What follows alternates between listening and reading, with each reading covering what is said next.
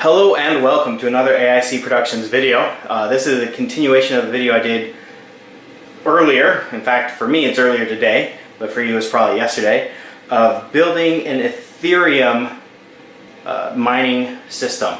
Now, this is an inexpensive Ethereum mining system. I'm using the lowest end graphic cards I could, and that's the most expensive part of the system. But we're going to go ahead and just start building it out and getting it installed into the computer. And I apologize, I'm going to do my best to not bump the camera. I'm starting with a new office and a new way of recording. I'm kind of learning some things as we go. So I appreciate your patience in that regard. So first thing we're going to do is unwrap the motherboard here.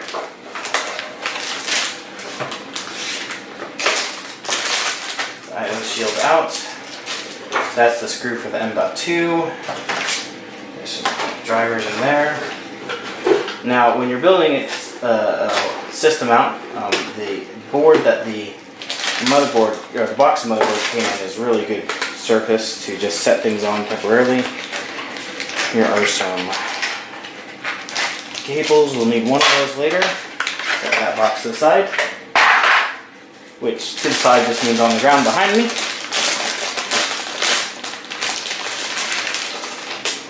Okay, there is the board.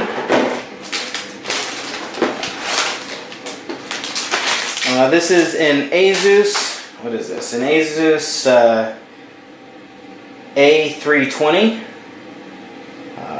Again, it's a mini ATX motherboard. It has one PCI Express 16 and two PCI Express 1 slots. First thing we're going to go ahead and do is install that M.2 storage drive.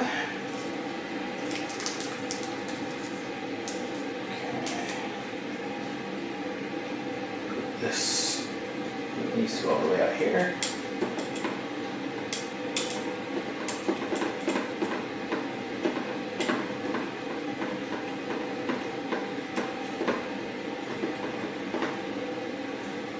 That. Let me grab that drive here. Sorry, I'm going to reach across you.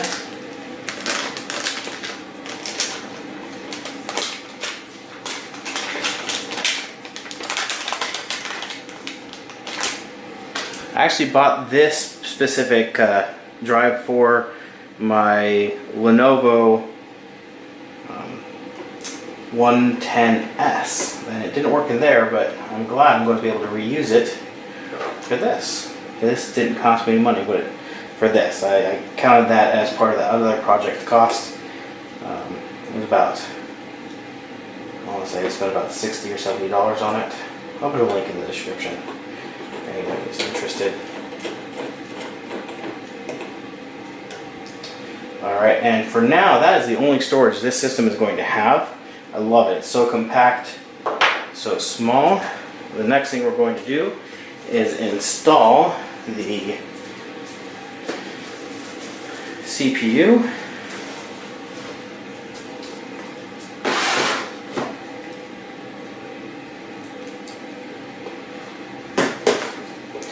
Now this has the Stealth Wraith cooler, which is the smaller cooler that AMD sells. So revision B, the part number, and a revision B. That aside for right now. Itself, it's actually heavier than I thought. It's been a while since I've built a computer. It's probably been about 3 or 4 years. My last system was my AMD FX 8350, 8530, 8350. In the box we have the CPU and a sticker for the case. The most important thing we need to do is put that sticker on. It's good for at least 5 megahash right there. Let's see.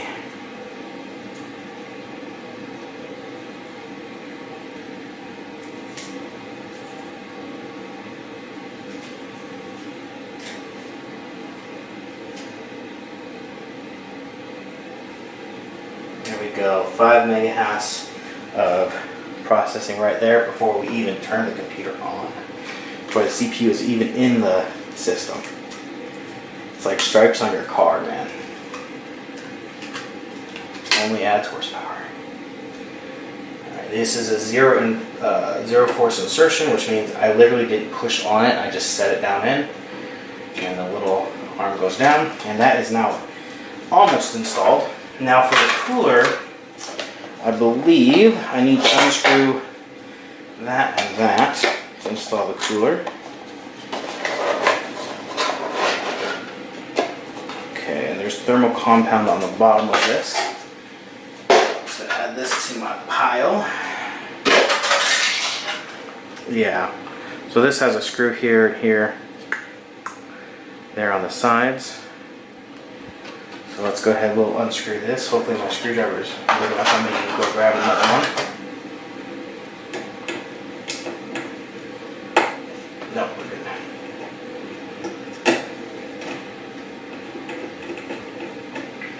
good. Now on these AMD motherboards, the back plane does not need to be removed and replaced. These clips on the side are for the Ryzen 7. They have the bigger coolers, and they require to be clipped down, kind of like the old slot 1 style coolers, where you'd have the tang on the side that you have to use a screwdriver to push in and down on.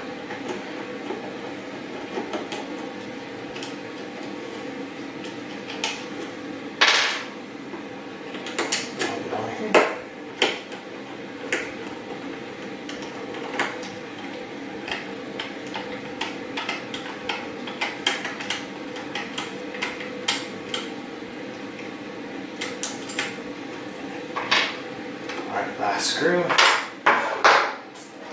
So I believe, yeah, this needs to be oriented this way.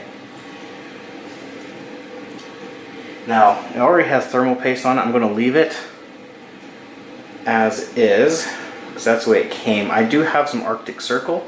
I unfortunately don't know where it is right now. I hate to admit that. Let's make sure that's okay. Have the AMD. I guess it doesn't really matter. It'll be on the side either way. Okay. Go like this so it doesn't interfere with the memory. Just trying to line those screw holes up. Now what I'm going to do is give these just a little bit of a twist. I'm not tightening any one corner down fully yet. And do it in a crisscross pattern.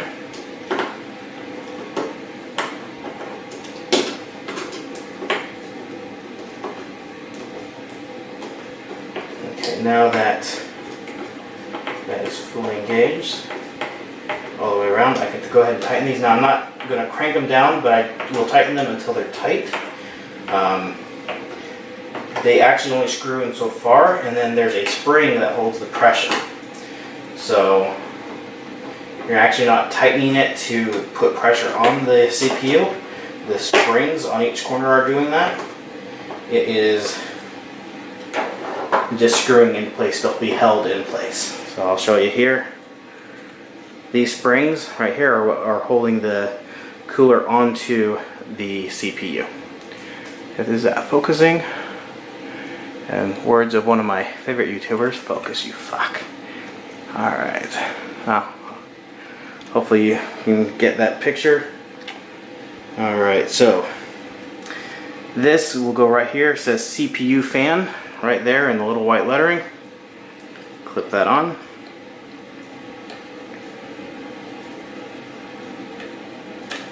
Okay, that's in. Go ahead and open up the memory.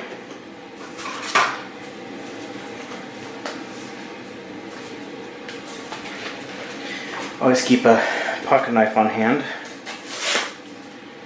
Open up these packages. I'm sure there's a way you're supposed to do it, but I find that to be by far the simplest.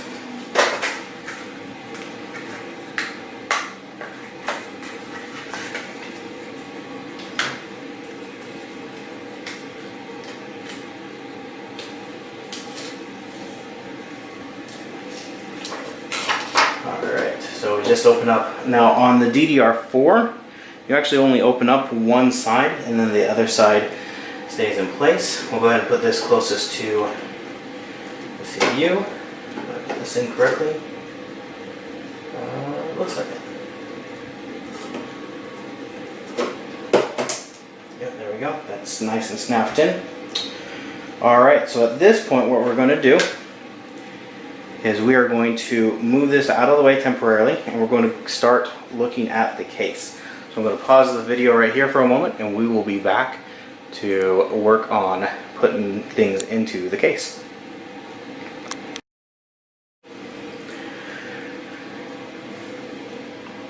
Alright, so we have the case here in front of us, and you want to be real careful that this front panel, because it has the front I/O on there, does not get damaged at all. We're just going to move it up here out of the way, because the first thing we're going to do is install one of our 120 millimeter cooling fans that should have come with this but did not.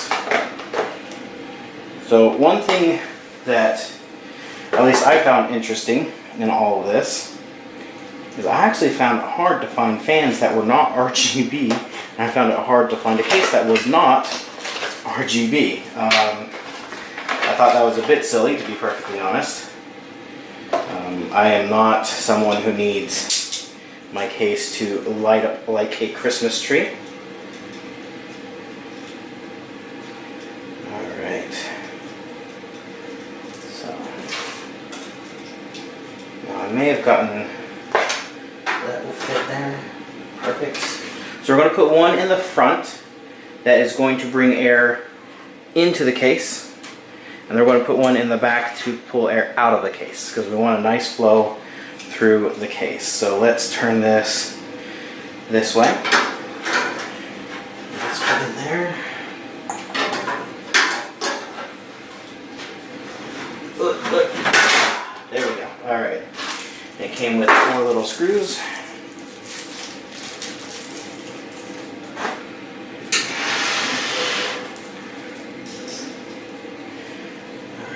This up to where the holes match up. So.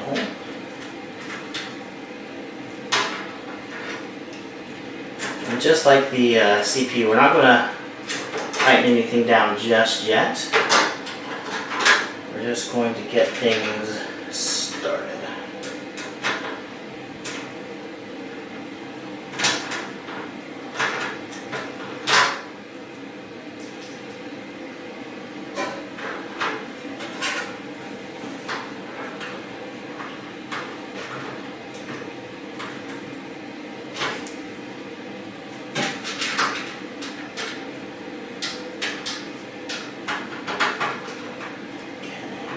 Sorry, my big fat head's probably in the way.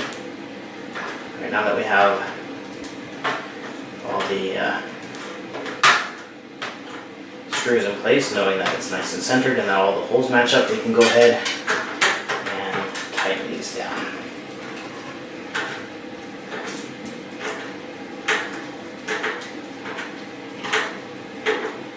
That way the fan does not rattle while it's in here.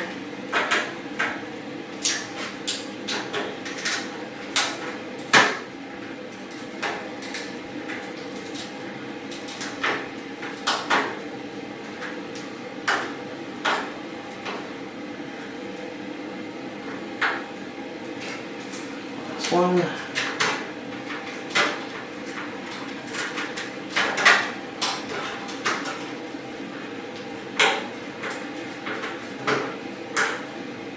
Okay. Now that that is done, we'll go ahead and put the front back on the case.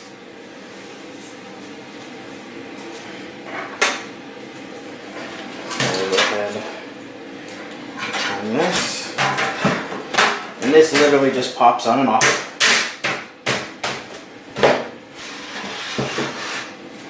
And we'll do the rear one. So I'm going to kneel down here.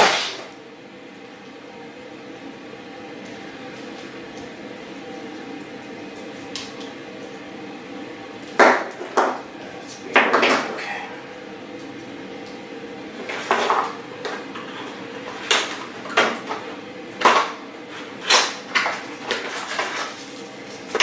Now this particular fan comes with these adapters in case the motherboard doesn't have enough headers. For case fans, I think it may only have one header for a case fan, so we might need to use one of those. We will see once we get things going. Alright, and just the same thing here. Match the holes up. I need the screws first.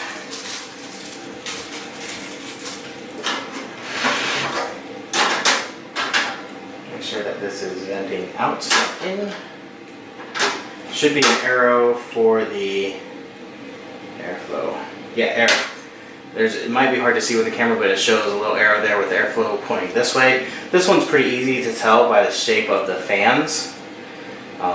It scoops the air, this particular style. I picked these because they had a fairly high flow rate and a low decibel measurement, according to Newegg. So.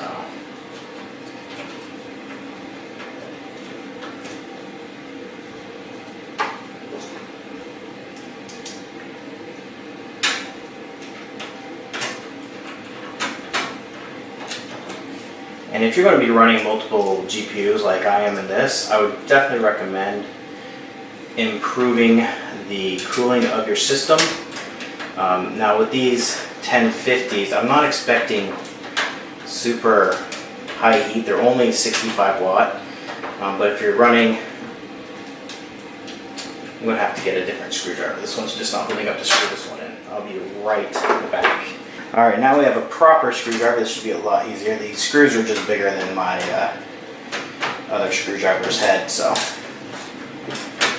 And these are self-tapping screws, so they're creating their own threads as I can tighten them in. You don't want to over-tighten these because they will strip out. Make sure this is straight before I start.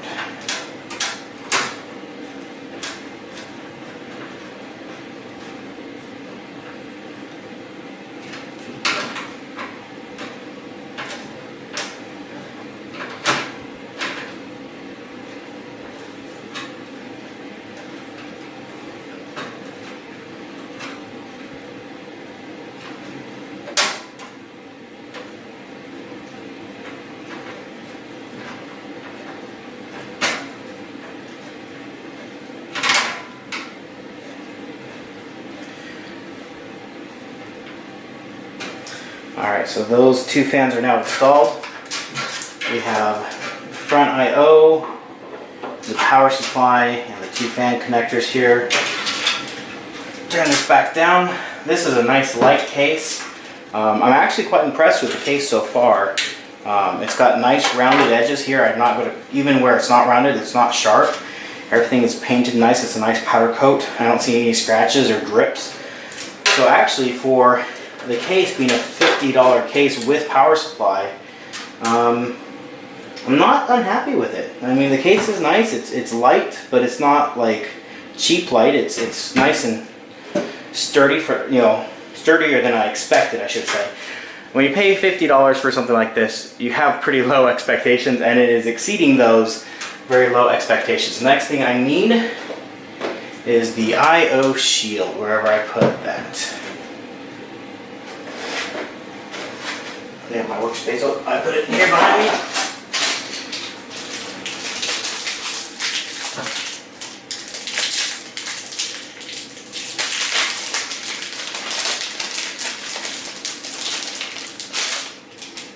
And this is pretty easy. You just pop in this hole down here.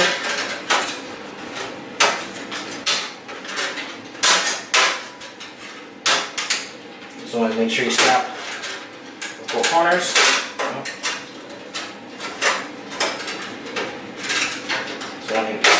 There we go. There we go. Now that's in. We can go ahead and grab the motherboard as I reach across you again. I'll set that in.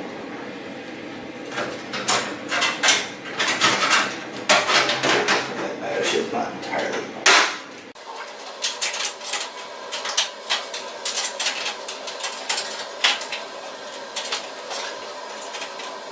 So this is the little bag that all the screws came in.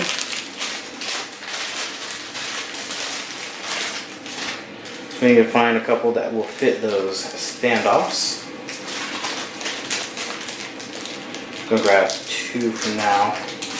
What I'm going to do is there's a couple of standoffs for a larger motherboard that are not being used. So I'm just going to double check to make sure these are the correct screw. And that feels good. Screws all the way in.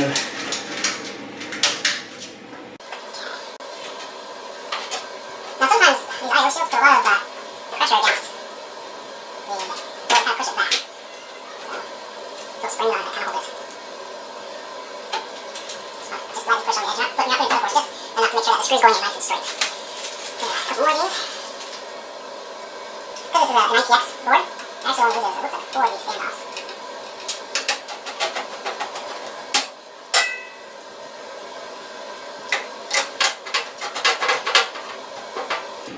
Okay, so our next thing, there's a shield back here for the expansion ports. So we're going to go ahead and take that off.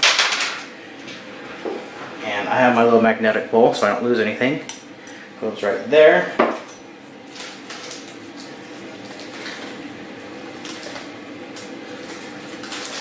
And this looks like it, that just pops off.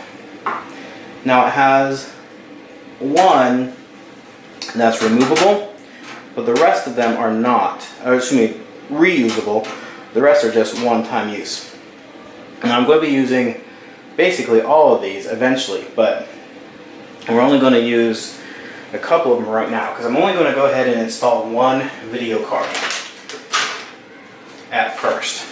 I want to make sure everything's working before I start throwing everything at it. I want to make sure I get a good baseline of just a working computer. There's the drivers, which we will need later. Put that box to the side. Ever-growing pile of boxes. And what I'm doing right now is because these only are one-time use things, I want to make sure I only pull out as many as I need. So I'm just pulling out, this is again the GTX 1050 Ti. And if I put that right there, okay, it's going to use this reusable one and the next one down. So we're going to go ahead and take this screw off.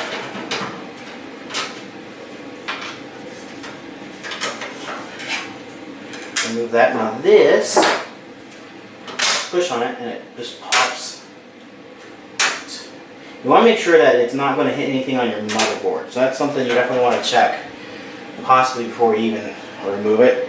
I knew there wasn't anything there. So let's go ahead and install this first one.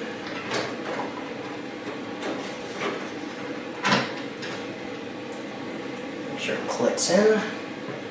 Looks great. Screw holes match up. Let's get a couple of, we'll reuse this black screw. Just pulling that first one in.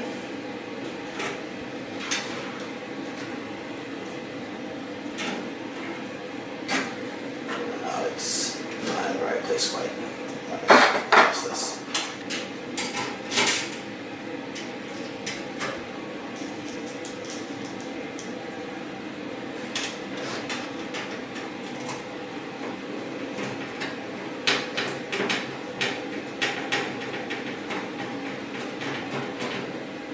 One, we'll put in 2 screws to hold this in place.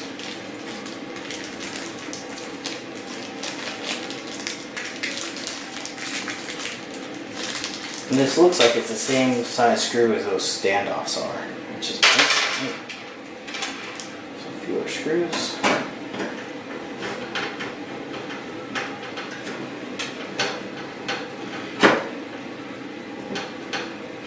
Alright, so that one's installed. Just for appearance sake, we'll go ahead and put this shield back on. There's a little black screw.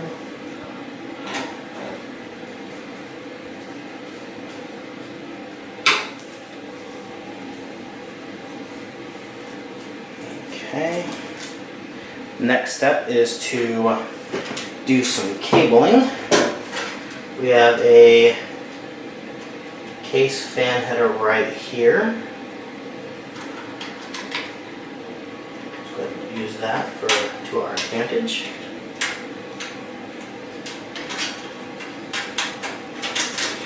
We'll just try to sneak this cable along here a little bit to get it out of the way. We'll do some better cable management here when we are all done. And that, I believe, is the only case fan header. Yep. Alright, so the next thing we're going to do is wire up this group. This includes our front USB, front audio, front USB 3. So this would be the USB 3, and that should go right here.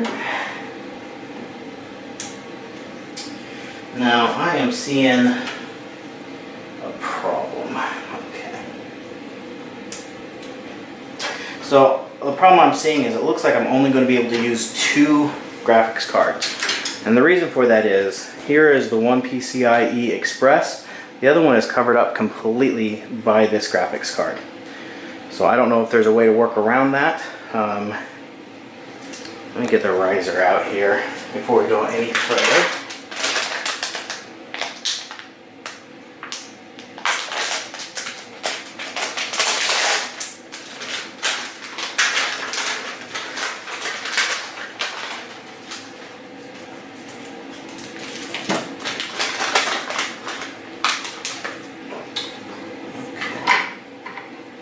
Yeah, that sticks up quite a bit.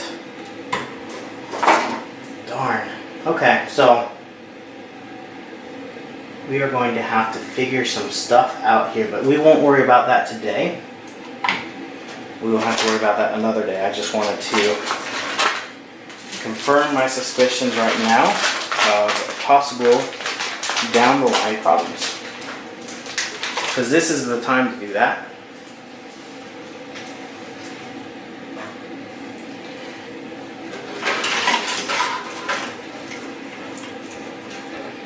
Okay, we have a USB.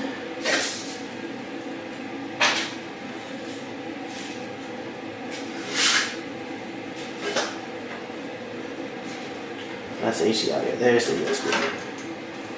So I'll need to separate these just a little bit because they're on opposite sides of the case from each other.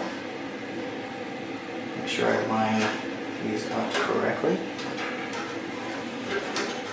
So this motherboard has, looks like 3 sets of USB ports, which is nice.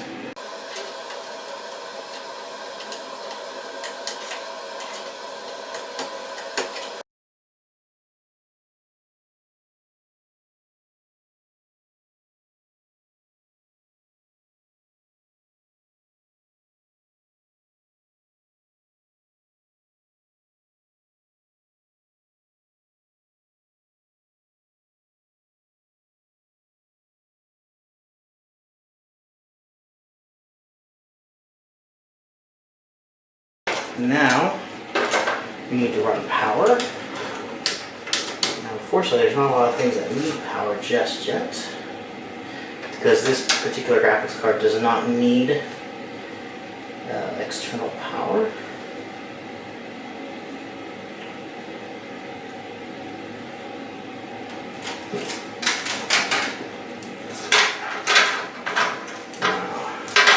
Beggars can't be choosers, and I did not pay much for this case and power supply, but the modulars, I have a modular power supply in my other system that's really nice because you only have to use exactly what you need and not any more than that. But I will say that these cables sure feel nice. They're a nice cable.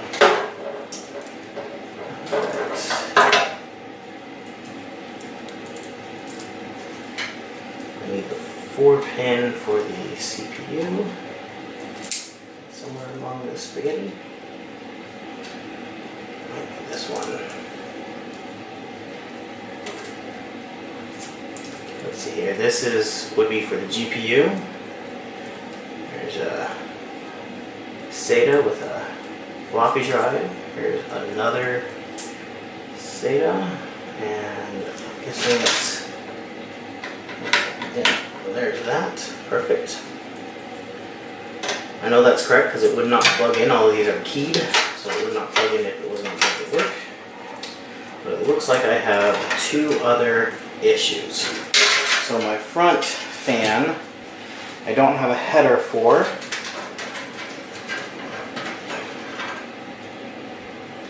That I'm aware of. And this power supply does not have a Molex, or does it? It does. Perfect. So we'll grab this little guy here with a 1 Molex in the case. We're going to plug in that front fan. And I apologize for my cable management. Cable management has never been a strong point of mine. Okay. The next thing we are going to do is put in the Blu-ray drive.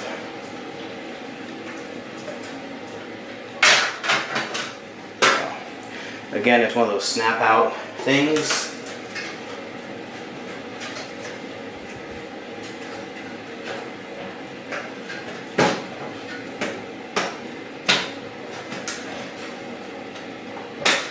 And then let me turn this around so you can see it. There. This is just held in with clips on either side. Just reach in and pop those out.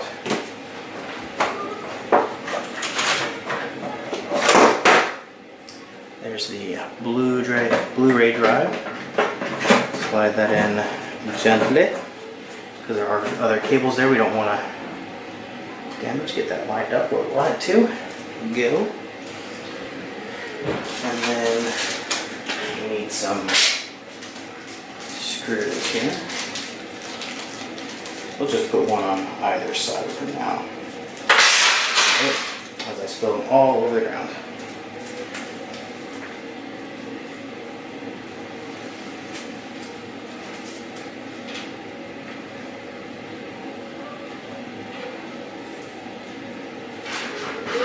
Okay, we're going to take advantage of my magnetic bowl.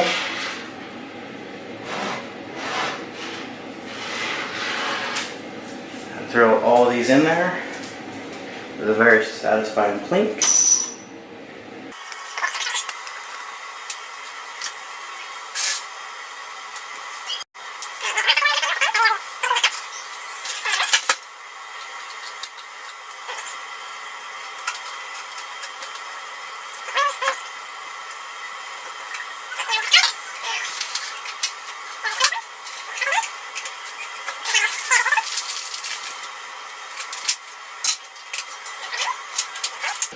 And again, I apologize for my spaghetti inside the case.